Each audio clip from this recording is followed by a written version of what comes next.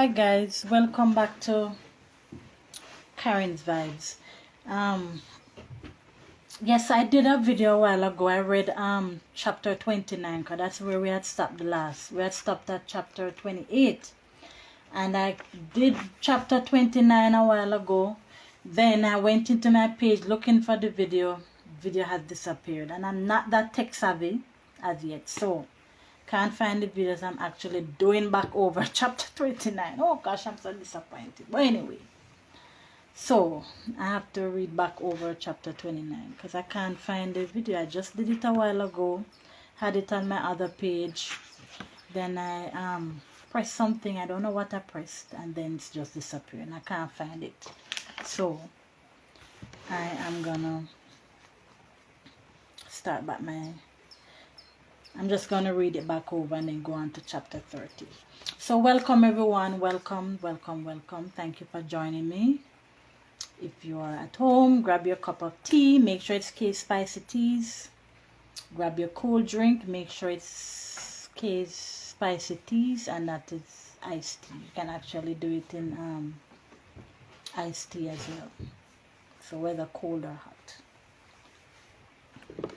Alright, so let me go without further ado. As I did say in my other video that it has been a long time, you know, but I've been rather busy, very busy. But I say, you know what, I need to finish this book so we can go on to another book, another exciting book. Alright, so those who are joining me for the first time, you can actually find me on YouTube, and that's KarenVibes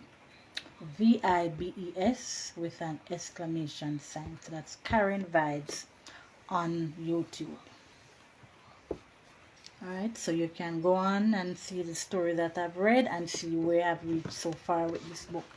So the name of this book is Minty and it's written by C.L.R. James and it's narrated by me, Karen. So without further ado, let's get into it, because since I have to be doing it back over, I'm a bit disappointed, but you know, it's okay. I love to read, just in the essence of time. Wanted to share some other stuff with you guys, but anyhow, I can do that again when I come back on. Alright, so we had stopped at chapter 28 last time we came on, so we're now at chapter 29. So welcome everyone. Oh, you know, I'm gonna wash my hair shortly. Somebody told me that guava leaves are good to boil and add to your shampoo. A dear friend of mine told me, so I'm going to try it when I'm done and plait it so you can actually curl and see what happens. Anyhow, so Minty Alley by C.L.R. James, chapter 29. And with the departure of Phyllis, Maisie, who had maintained some sort of relationship with the Indian girl through all her malicious dealings, almost gave up going into the kitchen and spent every spare moment in Haynes' room. And Haynes, on his part, found himself liking her more and more, and spending hours talking with her where formerly he would have been reading. She called him in the mornings and gave him his tea. After tea, she would fetch the bike and ride on the pedal to the street. One morning, as he was turning the corner, he happened to look back. Maisie was standing looking at him.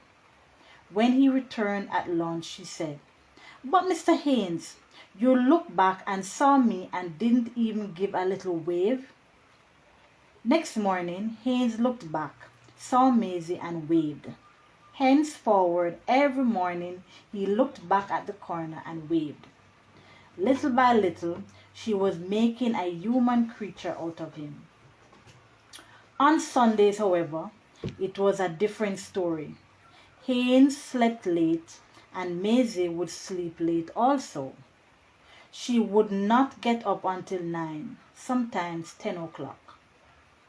She went into the bedroom and locked herself in, said she wanted to be private. Mrs. Rose raged for 6 hours a day. Maisie said this. Now that Phyllis was gone, Mrs. Rose needed all the help that Maisie could give, but Maisie would not assume any obligation. Mrs. Rose undertook desperate measures. The morning Maisie did not get up in time, she got no food for the day, except what she could steal. Money for shoes and clothes, little enough before, dwindled to nothing. Shoo! Get! Those dogs, I don't know why they keep coming over. Those, get away! Shoo! Get! Those stray dogs. And they are so stubborn, you're running them and they don't move. Shoo! Sorry about that, guys. My apologies. Mrs. Rose undertook desperate measures. The morning Maisie did not get up in time, she got no food for the day except what she could steal. Money for shoes and clothes, little enough before it dwindled to nothing. She was sometimes in desperate straits for money. She could always depend on Haynes for money to buy food, and Haynes always inquired first thing every afternoon whether she had eaten. But she was young and good looking, and she wanted pretty things. Number 2 began to suffer from a series of petty thefts, growing in size. A penny, 4 cents, a 6 cents, a shilling, then back to 6 pence again. But on the whole, mounting steadily. Mrs. Rose accused the yard boy, accused the servants, hinted even once or twice at some of the more disreputable lodgers. But Maisie covered her tracks so skillfully that Mrs. Rose was compelled to stop short at thinly disguised.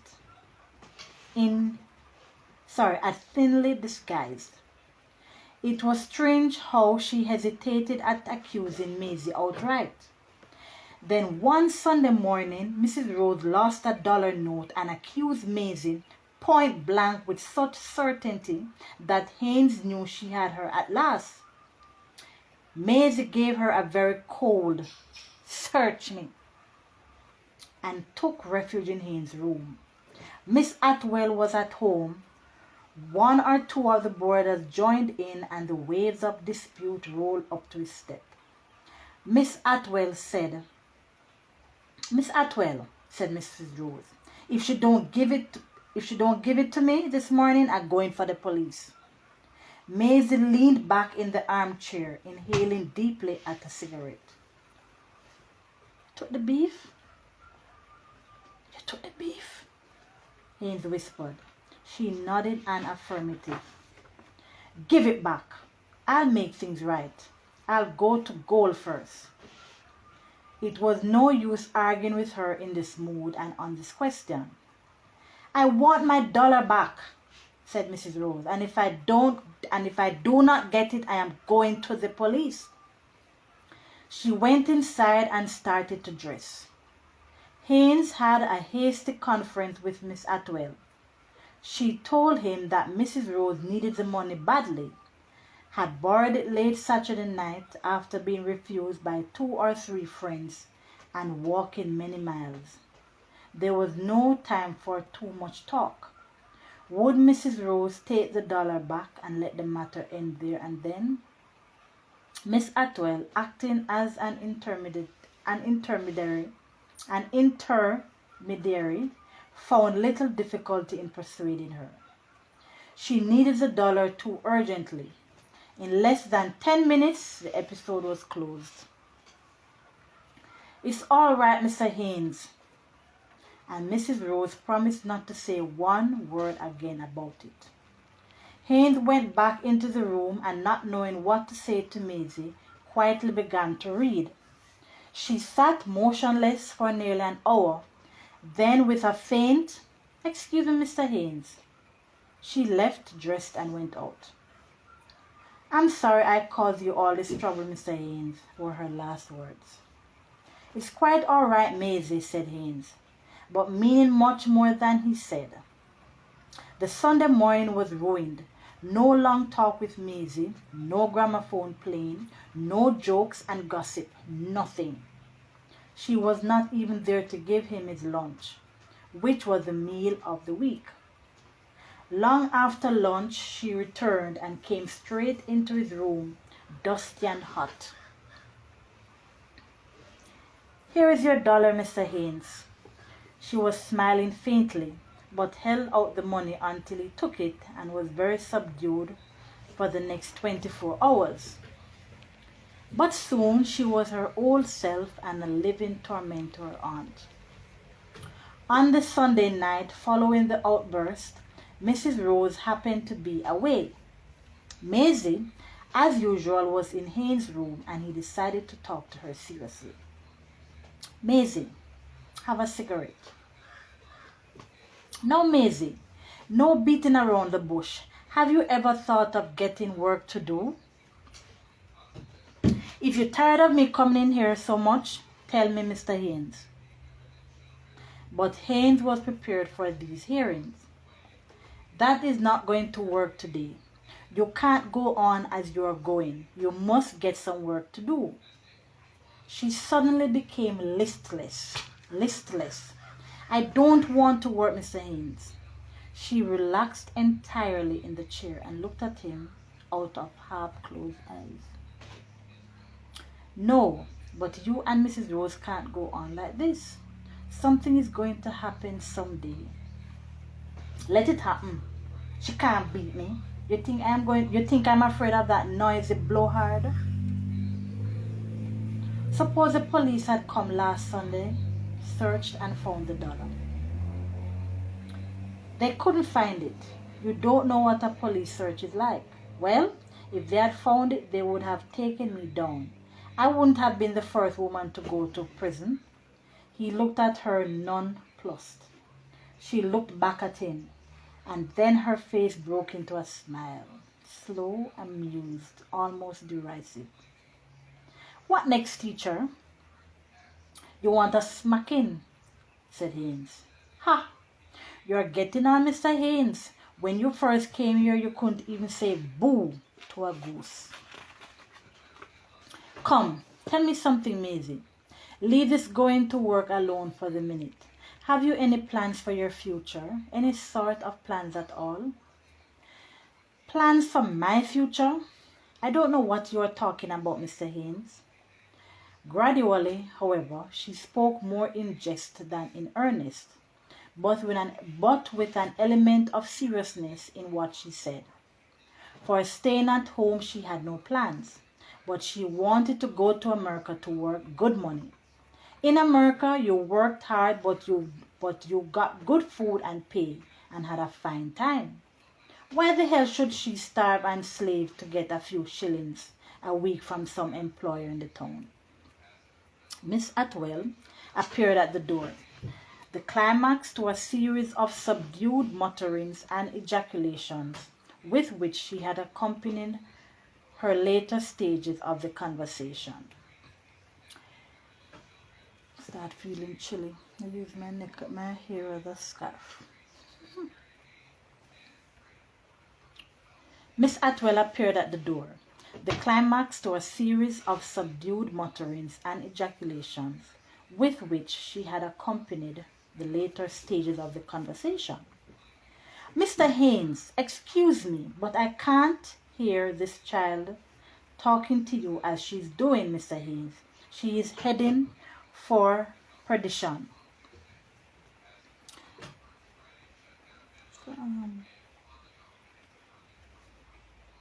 No, why he's walking in the rain. Don't drink around walking in the rain. "No, what the—" "Very well, Maisie." Haynes put his hand up. Maisie, who had half risen, sat down. "Miss Atwell is speaking for your good. Keep quiet, please. You will do as you like, of course, but just listen." "All right, Mr. Haynes." But she turned her head away and looked out of the window. Miss Atwell had nothing particularly new to say. She wished to harp on the fact that Mrs. Rose had intended to lock up Maisie for the dollar note, and Haynes had difficulty in restraining her from following that line of argument. but she was fluent and effective on the necessity of Maisie's either making up her mind to behave better, to turn over a new leaf, or getting some work to do out of the house. Maisie took little notice, only once or twice.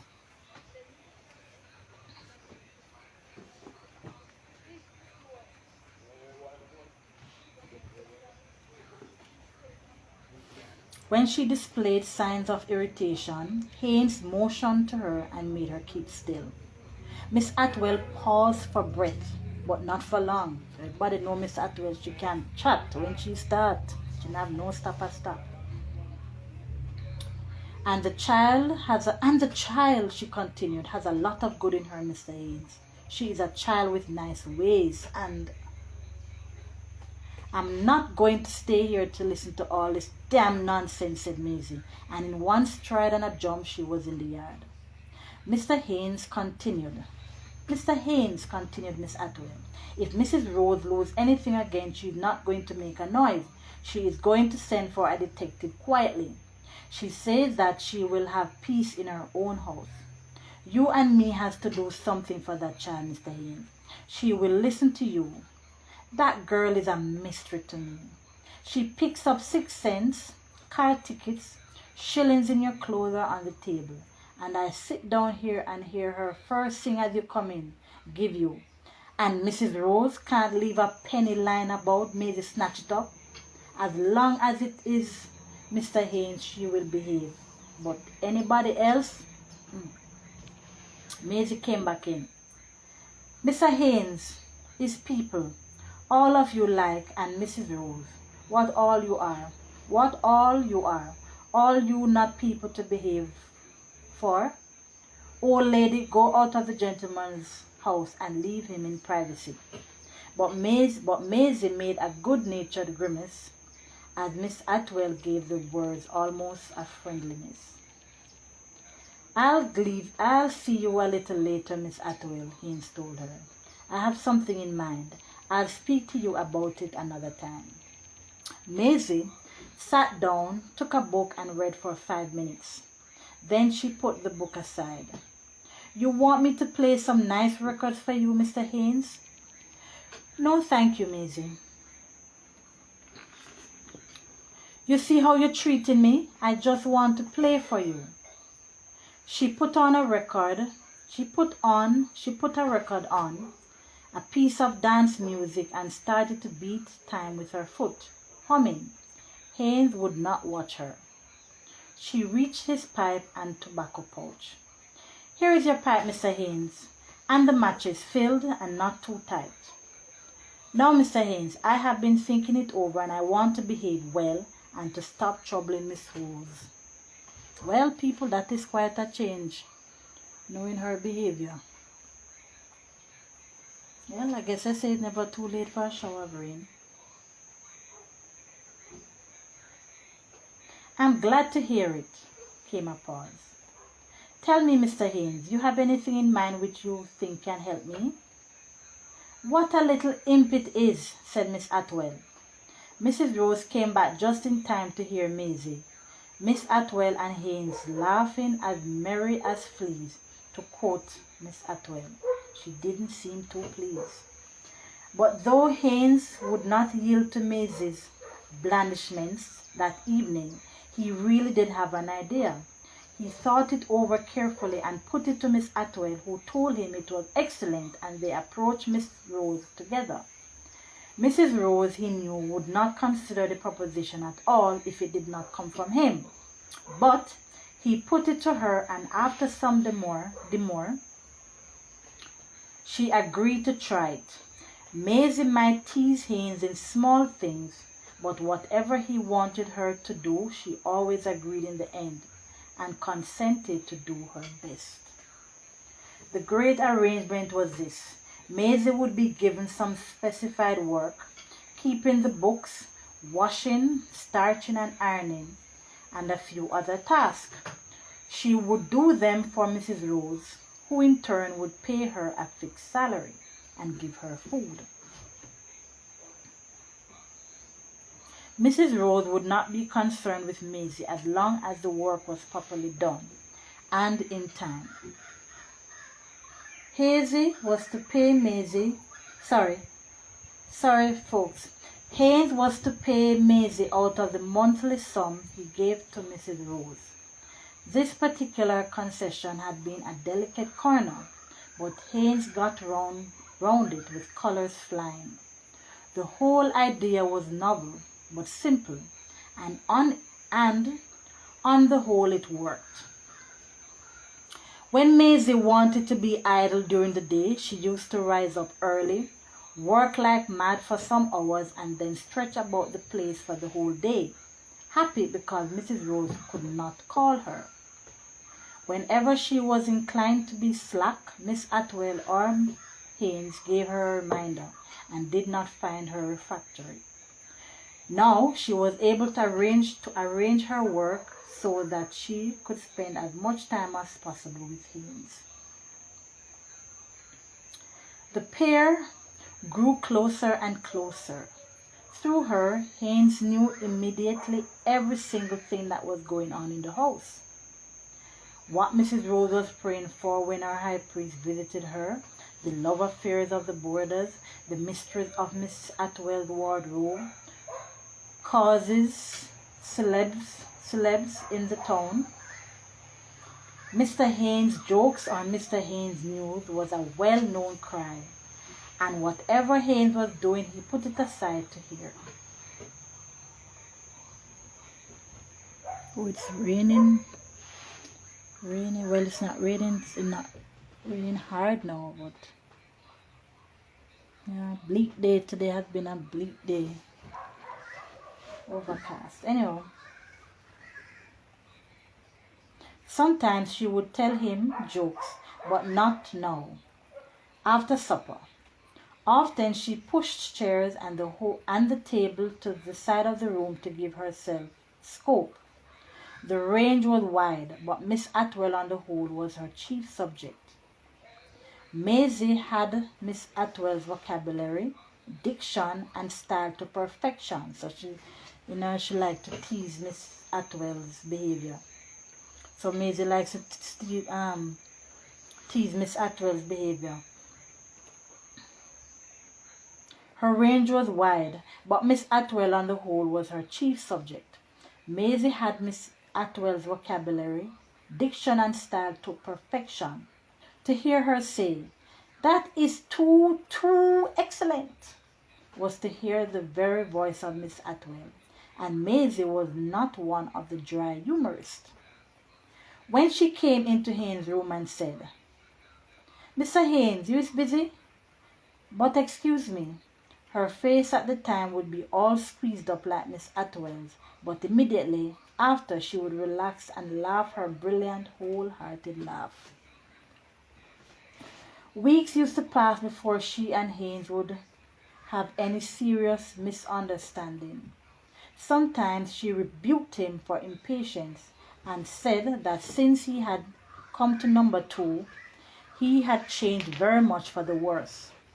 But however good the cause with which she might speak sharply to him and bounce out of the room, not 10 minutes after she would return, coming in quietly and asking him if he had called her, or if he wanted matches, or if she could play the gramophone, or if he was going out and wanted his shoes cleaned, or something of that kind. Always in a very quiet and penitent voice, looking at him out of the corner of her eyes to see if he was still displeased.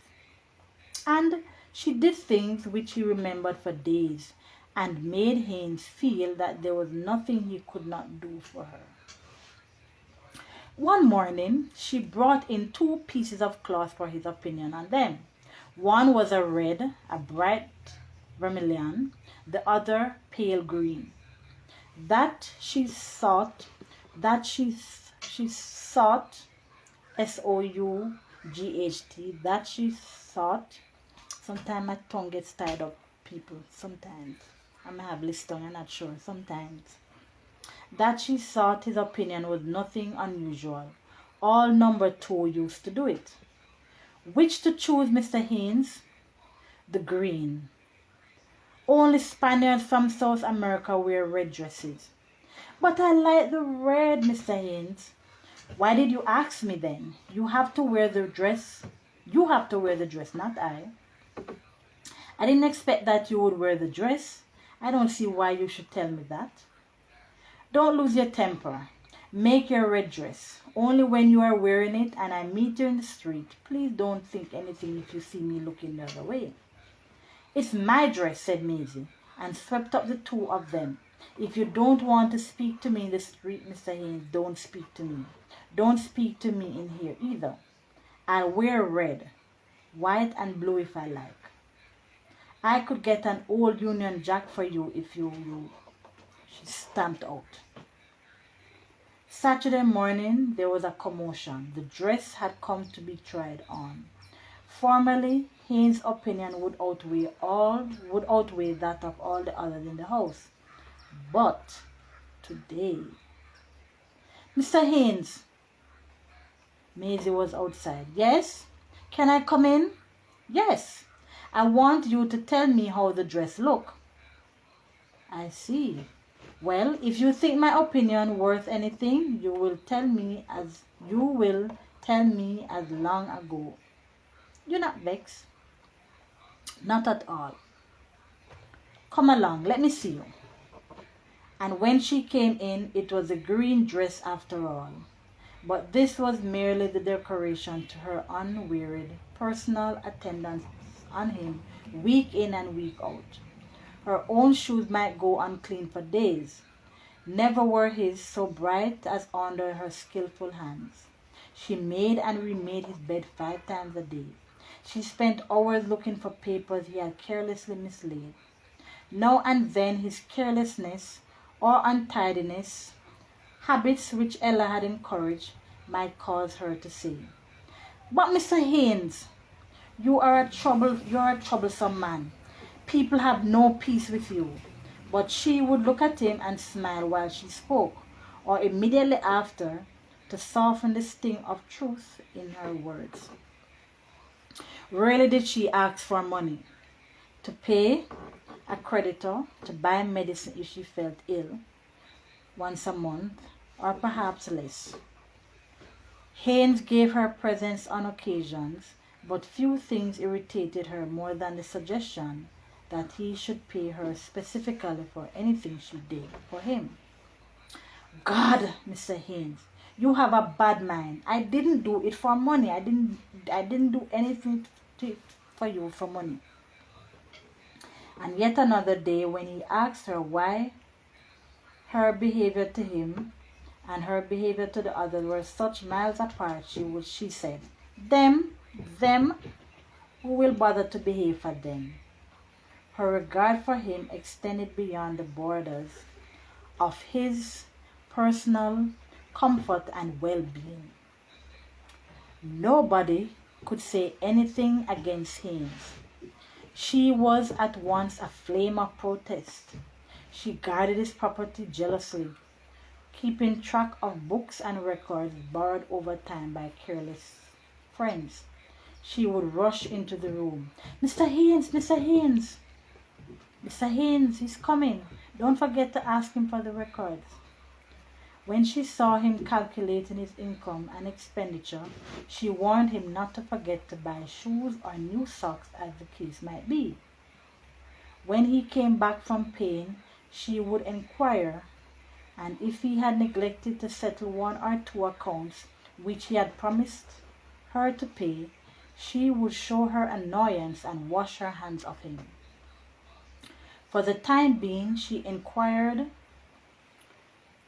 solicitously when he was likely to finish paying off the mortgage. She said she wanted to see him out of debt and free of worry. She sometimes even undertook useful bits of his education. "No, Mr. Haynes, I'm not going to fix those books again. Not till next Saturday.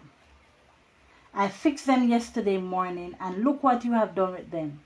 No, I have to teach you order." Well, well, said Miss Atwell one day. You speaks to the man as if you is his wife.